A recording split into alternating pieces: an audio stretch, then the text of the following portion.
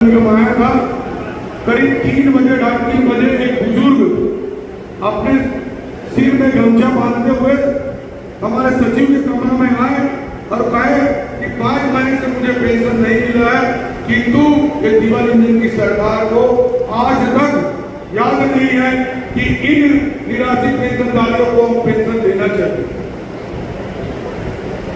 मैं महोबा परिषद की बधाई देता हूं कि आप लोक सेवा केंद्र से आए हुए सभी आवेदनों को आपने स्वीकार कर आज अनुमोदन के लिए सामान्य सभा के लिए लाए। पार्षदों का हस्ताक्षर तक ही नहीं है, लेकिन उसको आज हम स्वीकृति करने के लिए यहाँ पर ले आए हैं।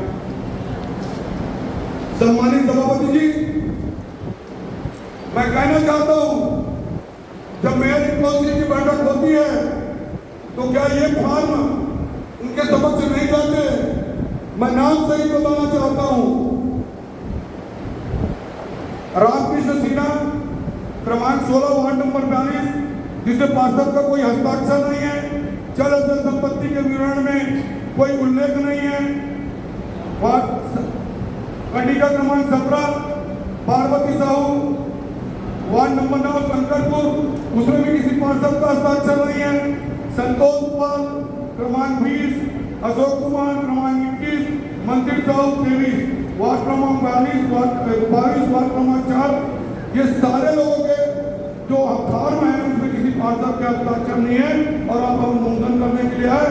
मैं एक साल बिल्कुल चुप था सभापति महोदय, न तो मैं कोई फाइल देखता था न कुछ करता था। पिछली बैठक में भी नहीं मालूम उसमें पार्षदों की दस्तखत थी या नहीं थी, उसे मैं नहीं मालूम, लेकिन आज मैंने जब फाइल का अध्ययन किया और मेरा निवेदन है महापौर जी से और सभापति आपके माध्यम से निवेदन है कि जब भी आप किसी विषय को लेकर सामान्य सभा की बैठक बुलाते हैं तो उन दस्तावेजों को सचिव के पास उपलब्ध कराएं ताकि पार्षद उसका अध्ययन कर सके और उसमें अपना मत सामान्य सभा में आके दे सके। इसलिए मैं आपसे निवेदन करूंगा कि आप कहिए। मैं इस बात का विरोध नहीं है मुझे कि किसी निराश्रित का पेंशन का जो आवेदन है उसका अनुमोदन नहीं किया जाना चाहिए, लेकिन दुख इस बात का है उन पार्षदों का जिन पार्षदों के वार्ड में निर्वाचित होकर आए वो ये नहीं बता पा रहे हैं कि उनके पास चल संपत्ति है या वो पात्र है या नहीं। इस बात को विशेष रूप से ध्यान देना चाहिए।